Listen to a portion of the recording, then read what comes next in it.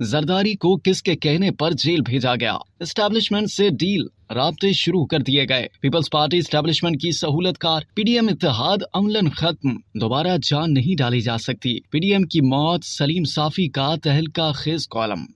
روزنامہ جنگ کے کالم نگار اور سینئر صحافی و تجزیہ کار سلیم صافی اپنے کالم پی ڈی ایم کی موت میں لکھتے ہیں کہ 2018 کے انتخابات سے قبل اور اس کے فوراً بعد پیپلز پارٹی نے پی ٹی آئی کو اقتدار دلوانے والی اسٹیبلشمنٹ سے ڈیل کر رکھی تھی، اس لیے الیکشن سے قبل نون لیگ کی طرح پیپلز پارٹی کے رہنما گرفتار نہیں ہوئے۔ اس ڈیل کے تحت پارٹی کی قیادت نے بلوچستان میں نون لیگ کی حکومت ختم کروانے اور باب کو بلوچستان کا باب بنانے کے منصوبے میں بھرپور کردار ادا کیا۔ پھر سینٹ میں رضا ربانی کی جگہ صادق سنجرانی کو سینٹ کا چیئرمین بنانے کی خدمت بھی زرداری صاحب نے اسٹیبلشمنٹ کے ایما پر سر انجام دی تھی۔ یوں ہم کہہ سکتے ہیں کہ عمران احمد خان نیازی کو ناجائز طریقے سے قوم کے سروں پر مسلط کرنے کے پروجیکٹ میں پیپلز پارٹی بھی بالواسطہ مگر بھرپور طریقے سے سہولت کار بنی۔ ابتدا میں اسٹیبلشمنٹ کا یہ فیصلہ تھا کہ سندھ بھی G D A, P T I اور ایم کیو ایم وغیرہ کے اتحاد کو دیا جائے، لیکن پیپلز پارٹی کی مذکورہ خدمات کی وجہ سے آخری وقت پر سندھ کی حکومت دوبارہ پیپلز پارٹی کو دلوائی گئی۔ الیکشن کے نام پر سلیکشن کے بعد بھی زرداری صاحب نے بالواسطہ اسٹیبلشمنٹ کی یوں خدمت کی کہ جے you I, a N P اور کسی حد تک مسلم لیگ نون وغیرہ اسمبلی میں بیٹھنے کے حق میں نہیں تھے،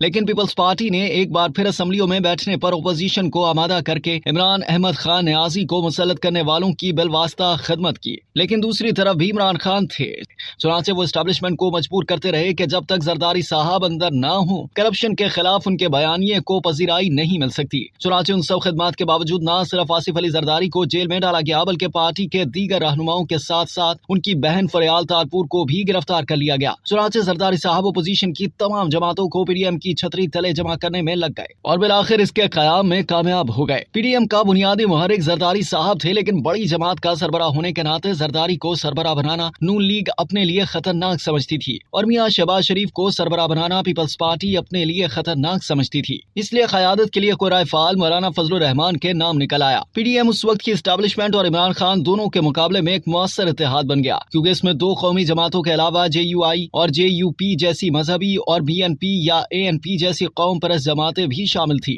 حقیقت یہ ہے کہ اس ہمہ پہلو اور قومی اتحاد نے مختصر وقت میں عمران خان اور ان کے سرپرستوں کے اوسان خطا کر دیے۔ چنانچہ اسٹیبلشمنٹ نے اسے توڑنے کے لیے کمر کس لی۔ زرداری صاحب سے اسٹیبلشمنٹ کے نمائندوں نے رابطے شروع کیے اور حتمی ڈیل بلاول بھٹو کو گلگت بلتستان سے بلا کر اس وقت کی اسٹیبلشمنٹ کے سرخیلوں کے ساتھ خفیہ ملاقات میں ہو گئی۔ یوں پیپلز پارٹی نے کچھ ایشوز کو بہانہ بنا کر پی ڈی ایم سے علیحدگی کا اعلان کیا، جبکہ اے این پی زرداری صاحب کی دوستی میں نکل گئی۔ تاہم مولانا فضل الرحمان نے اپنی اہمیت قائم رکھنے کے لیے اس کے بعد پی ڈی ایم کو قائم رکھا۔ پھر اچانک وہ وقت آ گیا کہ فوج نے عمران خان کی ناجائز سرپرستی سے ہاتھ اٹھا لیے اور یوں بیک وقت زرداری صاحب اور مولانا صاحب کے دل اقتدار کے لیے مچلنے لگے۔ حالانکہ اصولی طور پر ناجائز اسمبلی کو دوام دینا غیر اصولی فعل تھا، مولانا صاحب اتنے جذباتی ہو گئے کہ پیپلز پارٹی اور نون لیگ کے ساتھ حکومت سازی کرتے وقت پی ڈی ایم کو بھی بھول گئے۔ اس مشاورت میں انہوں نے اپنے سینئر نائب صدر آفتاب احمد خان شیرپاؤ، شاہ اویس احمد نورانی اور دیگر ممبران سے پوچھا تک نہیں اور دونوں بڑی جماعتوں سے اپنے لیے مرکز میں بھی استحقاق سے زیادہ حصہ لیا